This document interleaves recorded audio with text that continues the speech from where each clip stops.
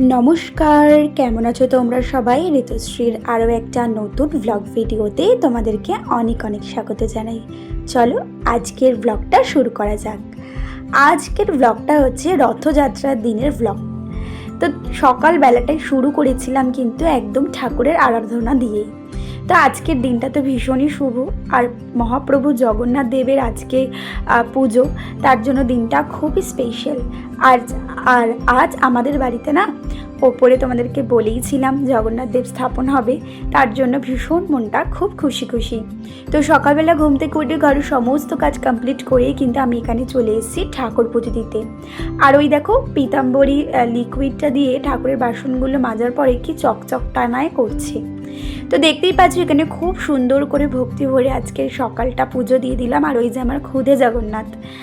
তো তারপরে কিন্তু এখানে আমি আর ছেলে রেডি হয়ে নিয়েছি। তো ছেলের সাথে একটু ভিডিও করে নিলাম, আর ছেলেকে বলছিলাম যে বলো জয় জগন্নাথ। তো তারপরে কিন্তু সমস্ত রেডি হয়ে নিয়ে চলে এসেছি ওপরে।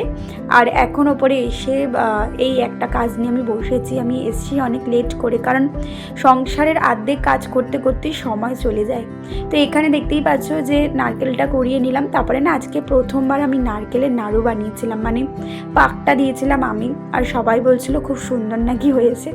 তো সুন্দর কিনা খারাপ জানি না, বাট আমার খুবই ভালো লাগছিল যে আমি আলটিমেটলি কিছু একটা একা করতে পেরেছি। তো তারপর দেখো এখানে ঠাকুরের সমস্ত আয়োজন করা হয়ে গেছে, আর সমস্তটাই আমার ননদ নিজের হাতে সাজিয়েছে।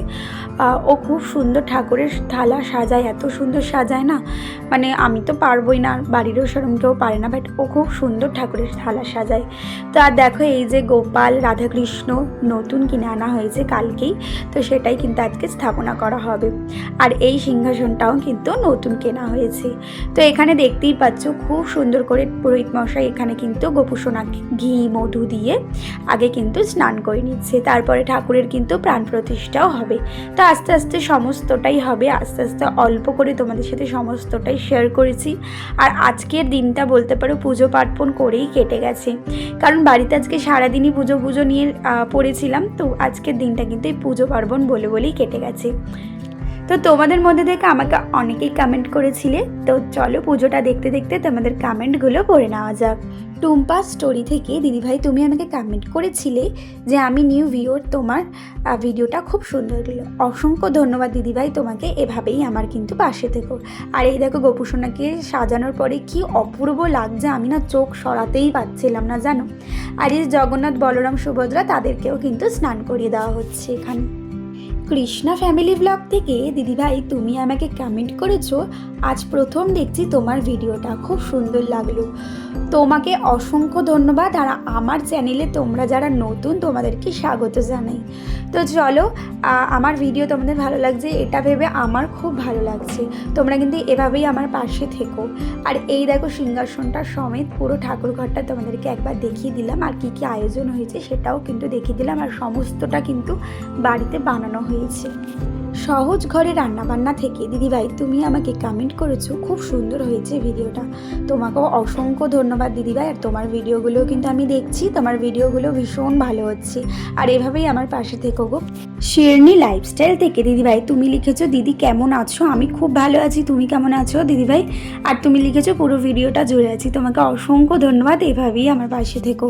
আর দেখতেই পাচ্ছ কথা বলতে বলতে এখানে কিন্তু যজ্ঞের আগুনটাও বেশ ওপরে উঠে গেছে। তো এখানে কিন্তু সর্বশেষে অঞ্জলি দেওয়া তো আমাদের হয়েই গেছিলো, তারপরে কিন্তু যজ্ঞটাও হয়ে গেছে। আর রাত্রিবেলা ছেলের জন্য আমি যে আগের দিনকে রথটা সাজিয়েছিলাম এটা নিয়ে কিন্তু এবার বেরোনোর পালা। আর দেখো আমার ছেলে কি করছে, ওরে বাবা ঠাকুরের ভেতরে ঢুকিয়ে দিয়েছে। বাবা বাবা ঠাকুর নন করো,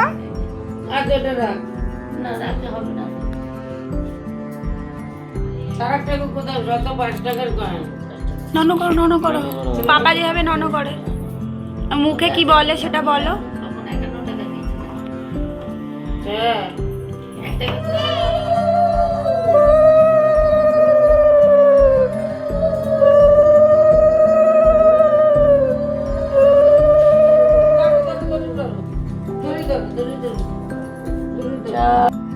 রাত্রিবেলা কিন্তু এখানে ওদের তিনজনকে নিয়ে একটু রথ নিয়ে বেরিয়েছিলাম, কারণ বিকাল থেকে ভীষণ বৃষ্টি পড়ছিল আর আমাদের এখানে একটা জায়গাতে ওই রথের প্রতিযোগিতা হচ্ছিলো, তো ওখানে নিয়ে গেছিলাম জাস্ট এমনি। কিন্তু আমরা যাওয়ার আগেই সময় শেষ হয়ে গেছিলো, তাও বাচ্চাদের কোথাও তো একটু নিয়ে যেতে হবে, তাই রথটা নিয়ে গেছিলাম। আর আমার ছেলে তো প্রথম এই রথ, মানে প্রথম বছর রথ টানা বলতে পারে। তো চলো, আজকে যাদের কমেন্টগুলো পড়তে পারলাম না, পরবর্তী ভিডিওতে কিন্তু আমি তাদের কমেন্টগুলো পড়ে দেবো। আর দেখতেই পাচ্ছি এখানে ছেলেকে নিয়ে রথ নিয়ে বেরিয়েছে, ও তো রথ ধরে যেন উল্টিয়ে দিয়েছে।